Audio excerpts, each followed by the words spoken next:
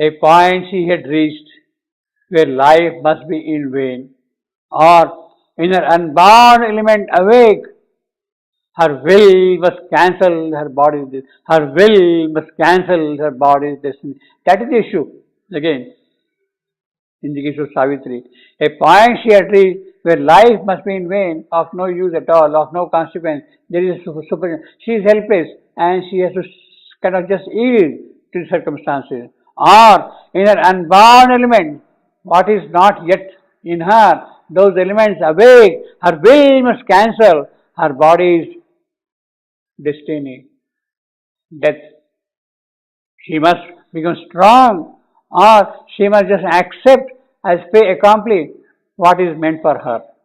A point she had reached where life must be in vain, or in her unbound element awake, her will must cancel. Her will must cancel.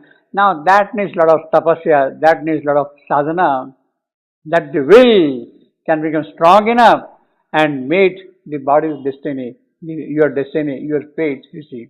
To meet fate, you have to really do a lot of sadhana, you see. Qualifying sadhana is required for that.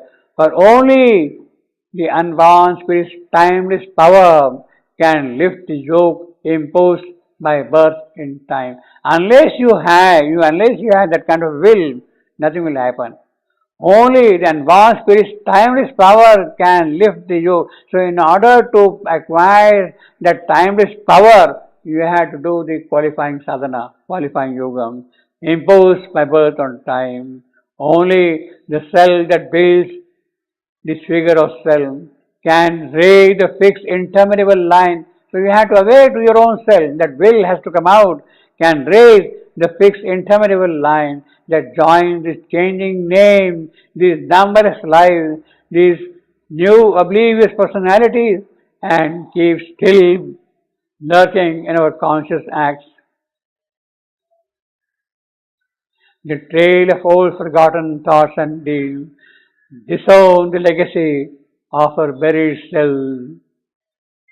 The burdensome ashy to our vanished form, accepted blindly by the body and soul.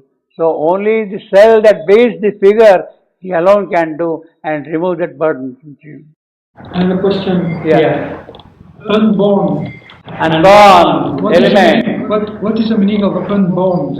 For me, the unborn spirit. Yeah, you see, you have got double here. Unborn element and unborn spirit. Yes. Yeah, unborn spirit which does not take birth. Which has not taken birth and will not. Will not take birth. Will not. Means he is selfless. He is without birth. He is there always. He is not born. He is permanently there. He is always there. Eternally there. In this particular line, it is that spirit, self-born. You can say it is self-born, born of its own. It is always there, you see. Whereas unborn element, those which have not emerged yet, those who have not come into permanence, into action, like what? they are not emerged. Not yet. Like what? Her power, her courage, her will, if they have to come out fully, then it means that they have taken birth. I thought it's... in her unborn element awake. So those have not taken yet birth, they are about to take birth, and her will then will cancel body's destiny. It is very interesting. Unborn. Yeah. Although the word is the same, but the sense is different. Element, the nature, the very DNA of Savitri. They have not yet emerged from that. Whereas here, unborn spirit, the spirit is without birth. He is birthless. He is always there, self-born, always. It is very important. I have seen mistakes in the translation. See, metaphysically, this is a very complex structure that we see. And it is not the sheer repetition of the word unborn. But the first unborn element...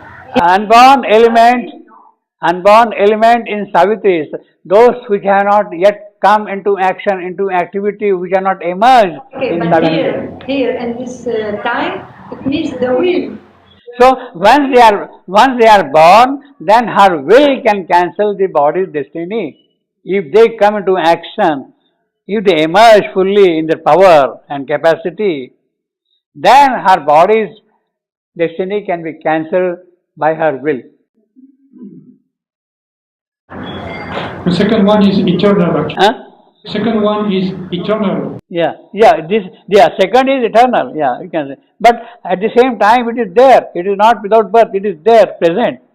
It is a self-born. You see. For instance, Brahma, the eternal himself, Brahma, he is self-born. He is not, a product of somebody. He is not an issue. He is self-born, eternal. So, although the adjective is the same in both the cases, the sense is different. What does this dictionary say? Unborn. I don't know whether it is given at all. Yeah, unborn. Existing without birth or beginning. Not yet born. Still to be born. Still to be born. In the Life Divine, Shipenu says, by attaining to the unborn beyond all becoming, we are liberated from the lower birth, etc., etc. And have these bodies to an embodied soul that is eternal. It is not born, nor dies, etc., etc. Yeah, but you can still draw on the power. If it's born or not, it doesn't matter. You can still draw on the power. If it is born or not, doesn't matter. It's there. Yeah, he says now, Jivatma, again from Latest on Yoga, Shepanu says, Latest on Yoga, Jivatma is for me the unborn who presides over the individual being. Yeah, but he's there. Jivatma is the central being, he's always there, presiding, unborn. Yeah, he will not be born, but you can draw on the power. Yeah. So he's there, so you can draw him in manifestation. You don't have to, otherwise it doesn't make any sense. But it makes sense, of course. Now, in fact, there is a clarification in one of the letters on Shivanu.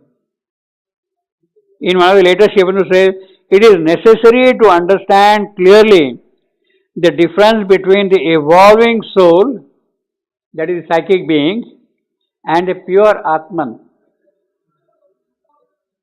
self or spirit. Atman, that is self or spirit. The pure self is unborn. The pure self is unborn. Does not pass through death or birth. It is independent of birth or body, mind or life or this manifested nature. The divine is the unborn eternal who has no origin. There is and can be nothing before him from which he proceeds. This is self-born. Because he is one, timeless and absolute, as said in the Gita. So this unborn is eternal, again, Brahma. This unborn spirit. Whereas this unborn, which are not emerged, which are not taken birth, which are not come into action, into activity. So it is kind of clever on part of Shevendra, the poet, to use the same word and bring out different shades of its meaning, you see. He is giving a lesson in metaphysics, you see, basically. You see. And then, of course, only the self is that we have already seen.